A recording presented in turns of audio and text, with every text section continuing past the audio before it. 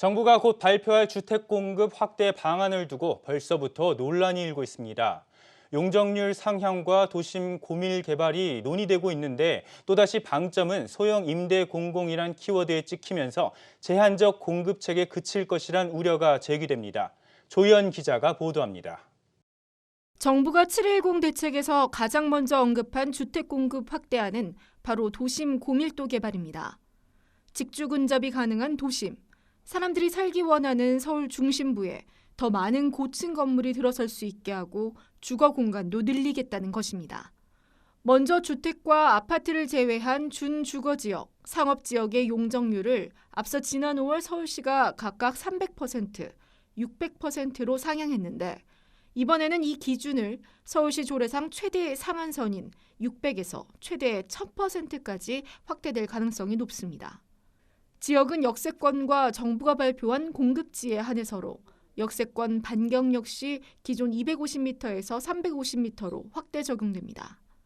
문제는 이번 고밀 개발에서도 정부는 소형주택과 공공임대주택, 역세권 청년주택 등 특정 키워드에만 집중하고 있다는 점입니다. 시장에서 주목하는 것은 일반 주거용 건물, 아파트인데 정부는 전반적인 용적률을 상향하기보다는 공공과 임대 등 일부 제한적으로 허용하겠다는 방침입니다. 검토안 중 하나로 서울의 노후 임대 아파트의 용적률을 높여 재건축하는 안이 부상했는데 대부분 연한이 30년 수준이어서 40~50년 된 재건축 단지들과의 형평성 논란이 제기됩니다. 정부가 새롭게 꺼내든 공공 재건축 카드도 시장의 환영을 받지 못하고 있습니다.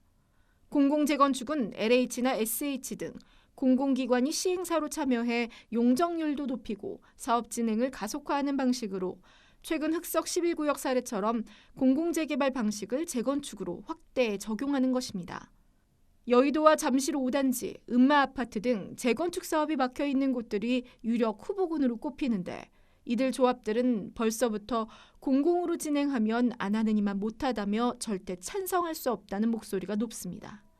전문가들 역시 시장을 옥죄는 또 다른 대책이 될 뿐이라며 정부 주도의 끈을 놓아야 한다고 강조합니다. 100층짜리 아파트가 왜 안 된다는 거예요? 원하는 사람이 많으면.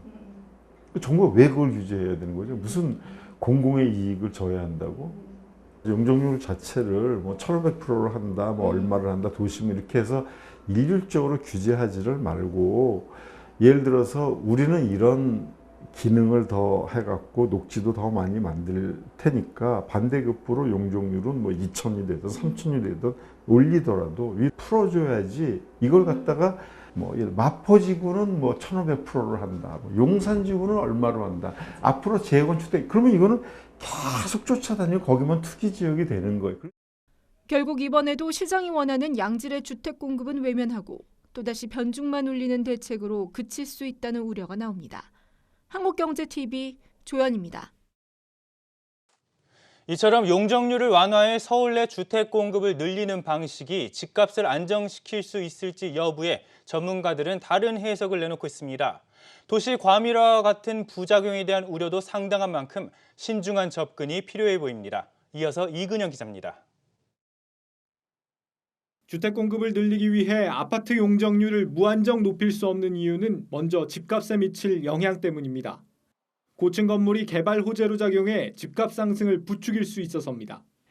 민간에게 용적률 상향이란 걸 하면 이게 좀 다 토지 가격 상승으로 이어지기 때문에 그 공급했을 때 지가가 높은 데니까 가격이 굉장히 높을 수밖에 없잖아요.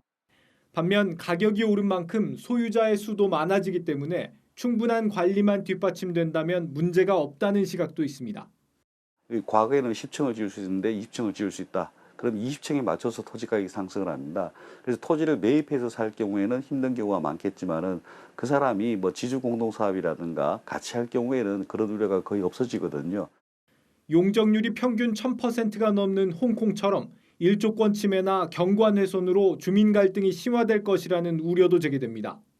지금도 아파트를 지으면 볕이 잘 안 들거든요. 근데 더 용적률을 높이면 결국 경관도 경관이지만 일조 때문에 결국은 국민들 싸움시키는 거죠. 뭐. 반대로 고밀화가 도시 외곽의 경관을 보존하는 길이 될 수 있다는 입장도 존재합니다. 아파트에서 개발 안 일어나도 되잖아요.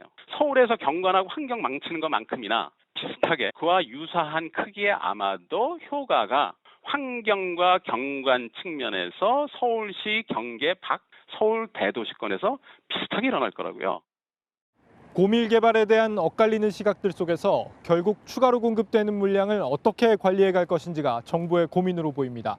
현재 용적률이 높아지면 공공이 확보하는 물량은 그중 절반이 채 되지 않습니다. 아울러 임대주택만 늘리는 방식에서 벗어나 한 건물 내에 다양한 평형의 주택을 조성하는 프랑스식 소셜 믹스가 필요하다는 지적도 있습니다. 정부가 공급량을 맞추는 데 급급하기보다 도시의 미래를 함께 고민해야 한다는 겁니다.